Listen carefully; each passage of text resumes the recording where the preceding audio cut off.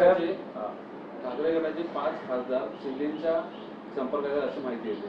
अशी माहिती म्हणजे कोण देतं अशी माहिती तुम्हाला? कोणीतरी ही माहिती देत असेल ना.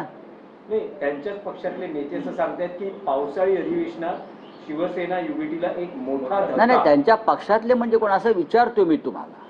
मी उद्या असं म्हणालो की त्यांच्या पक्षाचे 6 खासदार भाजपात सामील होत आहेत अशी सूत्रांची माहिती आहे आणि त्यांच्या पक्षातले 22 आमदार हे अजित पवार गटात सामील होतात आणि उरलेले 10 गिरीश महाजन खिशात घेऊन फिरत आहेत. तर त्याच्यावर तुमचं काय म्हणणं आहे का?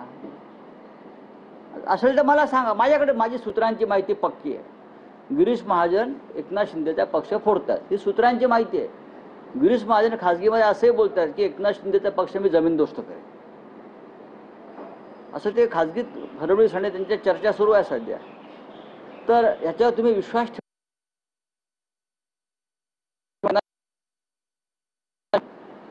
बरं का? ती चालली आहेत नाराज. नेहमीप्रमाणे त्यांना नाराजीचा रोग जळलेला आहे.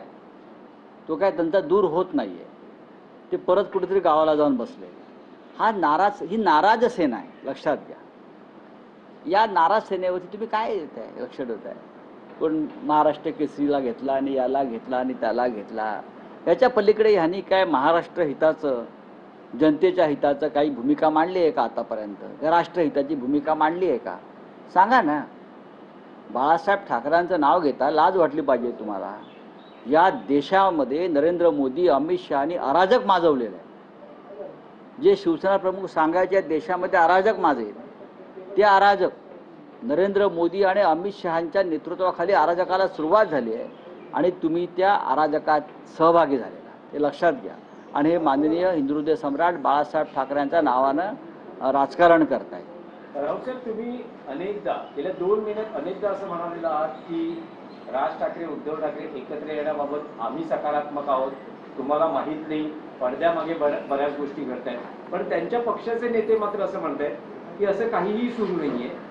जर प्रस्ताव आला तर त्यावर विचार होईल. आणि त्यांचं असं म्हणणं आहे की कोणी कोणाला आवडतो. म्हणजे मध्यंतरी आदित्य ठाकरेंनी म्हटलं होतं की आम्ही सकारात्मक आहोत, महाराष्ट्र हितासाठी एकत्र जर कोण येत असतील तर आम्ही तयार आहोत. त्यावर मनसे नेत्यांकडून अशी प्रतिक्रिया आली आहे की कोणी कोणाला आवडतो म्हणून एवढं म्हणून चालत नाही, तर त्यासाठी प्रपोजल यावं लागतं, प्रस्ताव यावा लागतो, तरच लग्न होऊ शकतं. बघा, ते लग्न होणं, साखरपुडा होणं, मधुचंद्र होणं या फार जुन्या संज्ञा झालेल्या आहेत. मला इतकंच माहिती आहे की मुंबईवर ज्या प्रकारचं भारतीय जनता पक्ष पुरस्कृत अडाणीचं अतिक्रमण आणि आक्रमण सुरू आहे, हे मराठी माणसाला जमीनदोस्त करण्याचं आणि महाराष्ट्रापासून मुंबई तोडण्याचं फार मोठं षडयंत्र गुजरातच्या भूमीवर रचलं जात आहे.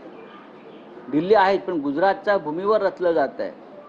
मुंबई तोडण्याचं आणि मुंबईतला मराठी माणूस कायमस्वरूपी उद्ध्वस्त करण्याचं. ही मुंबई